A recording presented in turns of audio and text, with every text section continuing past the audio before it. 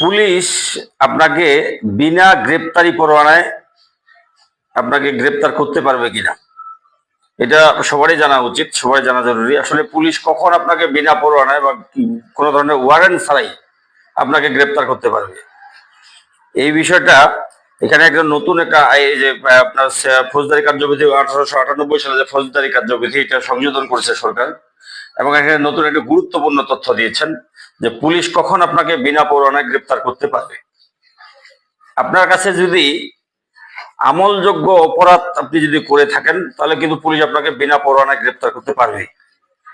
আরো কিছু বিষয় আছে, 9টা ক্যাটাগরি আছে। এই 9টা ক্যাটাগরির মধ্যে যদি আপনি কোনো অপরাধ করে থাকেন, এর মধ্যে হচ্ছে চুরি কিংবা আপনার ঘর ভাঙ্গার কোনো সরঞ্জাম যদি আপনার কাছ থেকে উদ্ধার হয়ে থাকে, আপনার কাছে পেয়ে থাকে, তাহলে পুলিশ আপনাকে গ্রেপ্তার করতে পারবে। সন্দেহ যদি পুলিশ আপনাকে করে, কোনো ধরনের অপরাধের সন্দেহ যদি আপনার কাছ থেকে আপনাকে করে থাকে বা আপনার কাছে চড়াই মাল উদ্ধার হয়ে থাকে, সেক্ষেত্রে আপনাকে গ্রেপ্তার করতে পারবে।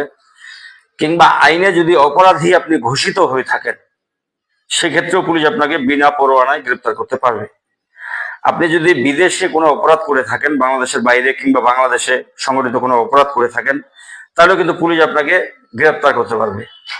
আরেকটা জিনিস, পুলিশের কাজে যদি আপনি বাধা প্রদান করেন বা পুলিশের হেফাজত থেকে পালানোর চেষ্টা করেন, সেক্ষেত্রেও পুলিশ আপনাকে গ্রেপ্তার করতে পারবে, কোনো ওয়ারেন্ট লাগবে না।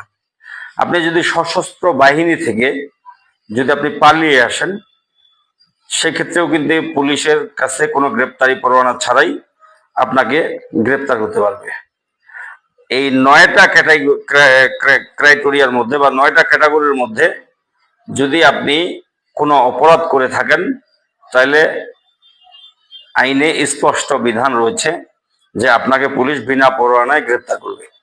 কিন্তু হ্যাঁ, নতুন সংযোজন যেটা হয়েছে, আপনার ফৌজদারি কার্যবিধি আইনের 54 ধারার সঙ্গে 54 ক যেই সংযোজন করা হয়েছে, যে সেকশনটি, এটা সাবসেকশন, এটা সংযোজন করা হয়েছে, এখানে স্পষ্ট বলছে যে যাকে গ্রেপ্তার করা হইল বা যাকে পুলিশ গ্রেপ্তার করলো, তাকে কিন্তু গ্রেপ্তারের কারণ জানাইতে পুলিশ বাধ্য।